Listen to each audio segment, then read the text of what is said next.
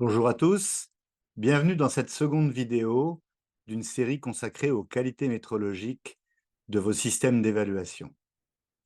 Vous êtes prêts? On y va!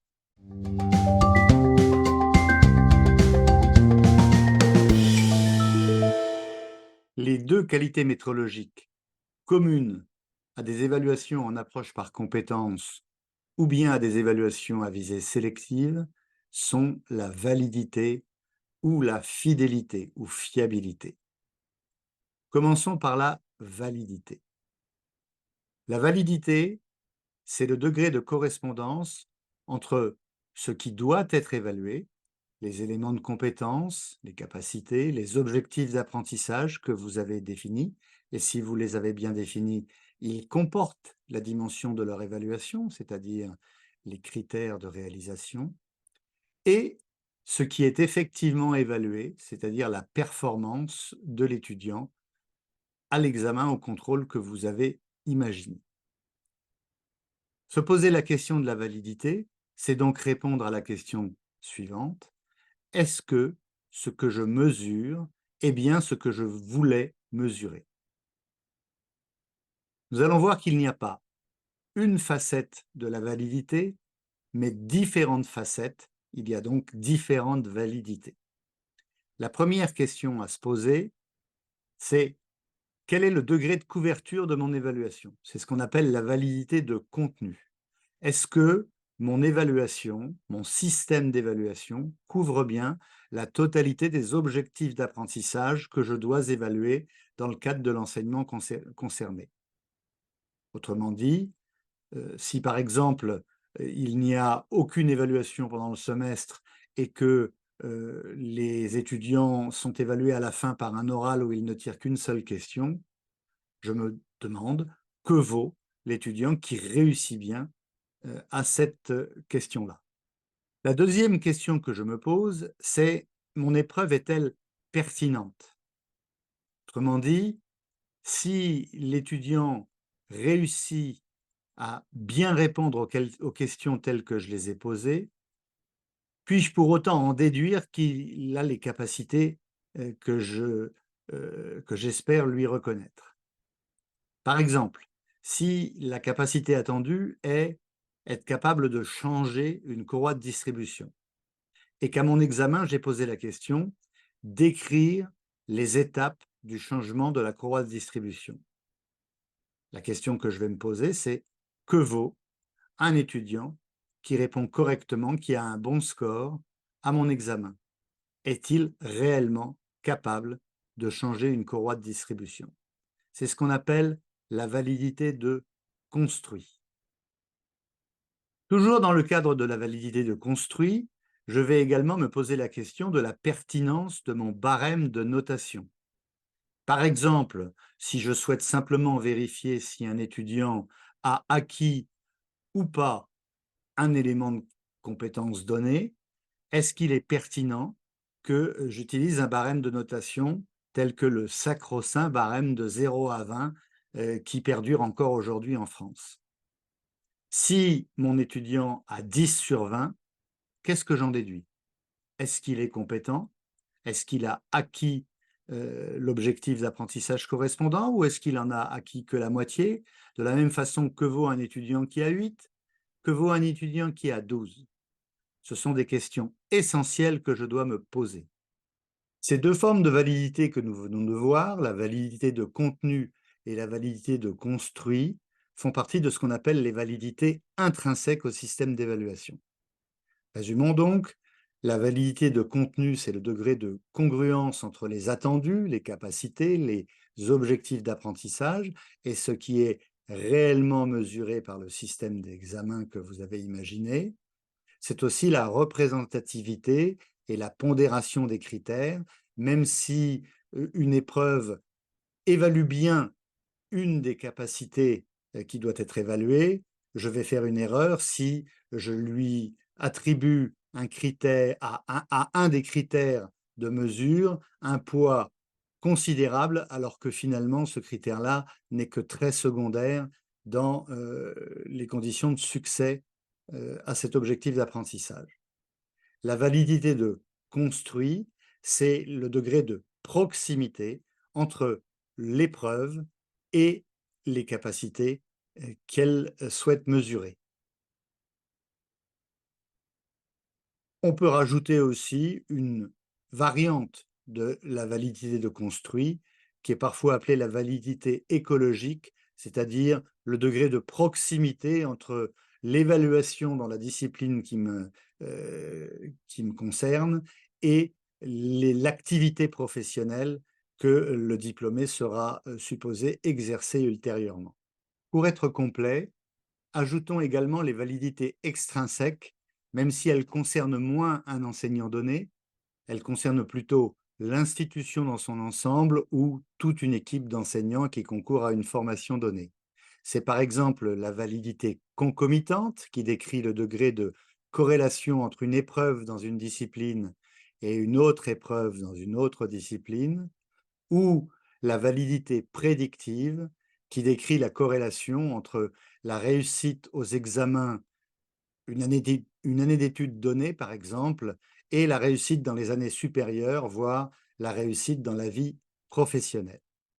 La dernière qualité appartenant au groupe des validités est la justesse, qui se définit comme l'aptitude à éliminer une erreur systématique. Sur la figure que vous voyez, qui représente une cible, on voit que les tirs sont relativement groupés, que les résultats sont homogènes, mais qu'ils sont systématiquement éloignés du cœur de cible d'une certaine distance et dans une certaine direction. Il est donc essentiel de se poser la question des validités globales de nos systèmes d'évaluation et notamment de la validité de contenu, de construit et de la justesse. Pour cela, deux outils. Tout d'abord, une importante réflexion en amont de nos évaluations, avant de les donner, de façon à réfléchir à ces validités d'ensemble. Et je vous invite ardemment à faire systématiquement, a posteriori, une analyse des résultats qu'ont eu les étudiants à vos différents examens. Vous pouvez par exemple établir l'histogramme de fréquence des notes ou des scores de tout votre groupe d'étudiants et regarder si la courbe est symétrique. Dans la plupart des cas, vous verrez que cela n'est pas vrai. Elle est asymétrique, ce qui traduit de près ou de loin un problème de validité. Ici, à gauche, la courbe est asymétrique en ce sens qu'elle est décalée vers la droite, ce qui signifie que vous faites systématiquement une erreur par excès. Dans la figure de droite, c'est l'inverse. La symétrie a une valeur positive, ce qui signifie que la courbe est systématiquement décalée vers la gauche et que vous faites une erreur par défaut dans votre système de mesure. Vous aurez souvent, au lieu d'une belle courbe de Gauss bien symétrique et bien centrée, comme celle que l'on voit ici en bleu clair, une répartition bimodale des résultats, avec des courbes qui peuvent être asymétriques, mais qui, surtout, ont deux sommets différents. Cette bimodalité est souvent liée à une multidimensionnalité de vos épreuves, c'est-à-dire que vous mesurez en fait différents éléments de compétence dans un même examen et que le degré de réussite des étudiants à ces éléments de compétence est éventuellement assez différent. Ici, dans la courbe qui est mentionnée, une grande majorité des étudiants à gauche ont assez bien réussi à l'une des facettes que vous avez mesurées, et seul un plus petit nombre, avec donc des meilleures notes, ont réussi aux deux facettes que vous avez mesurées.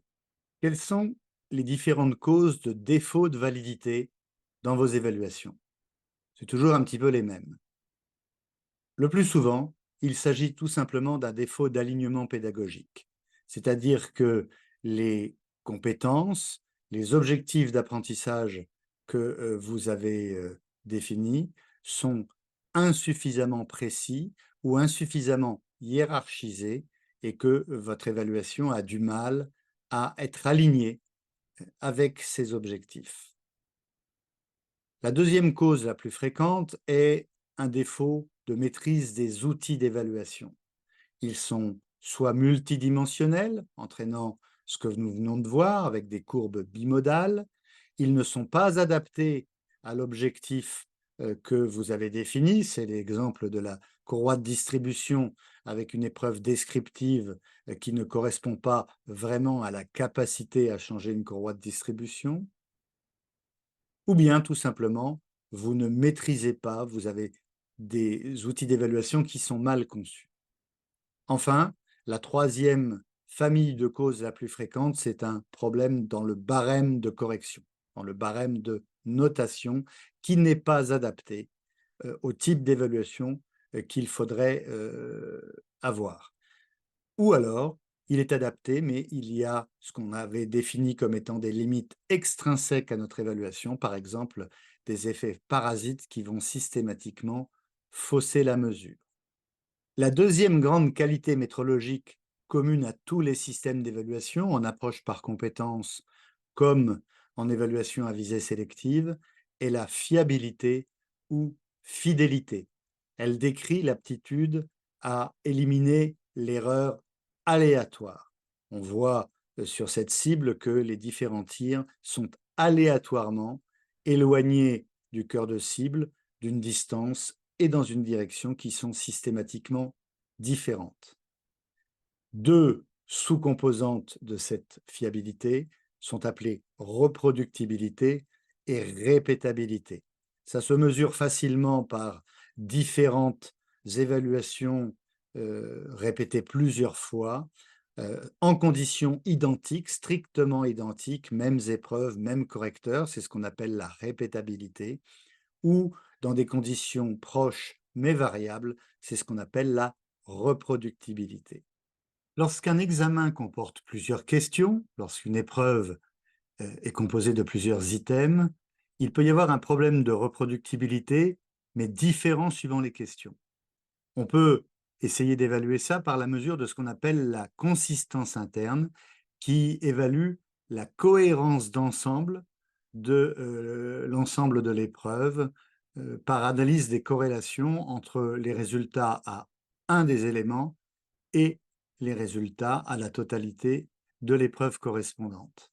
Il s'agit donc d'un exercice de mesure de corrélation multiple entre chaque item et le test dans son ensemble, ou entre différents couples d'items au sein de l'épreuve.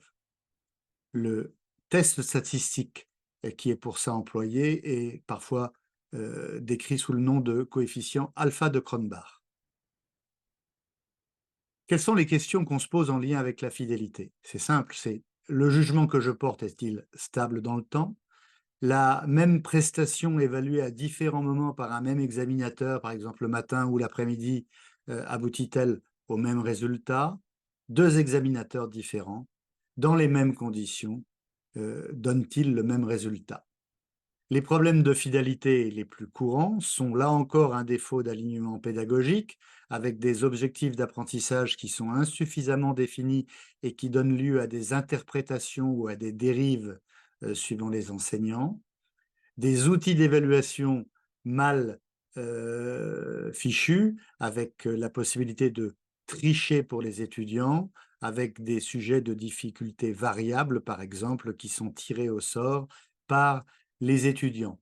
Enfin, des problèmes de correction, avec un barème de notation insuffisamment défini en amont et que l'enseignant va utiliser différemment au fil du temps, ou là encore, la présence d'effets parasites qui vont fausser la mesure. Nous en avons terminé pour cette deuxième vidéo. Rendez-vous dans la troisième vidéo où nous allons regarder les qualités complémentaires qui sont nécessaires en approche par compétence.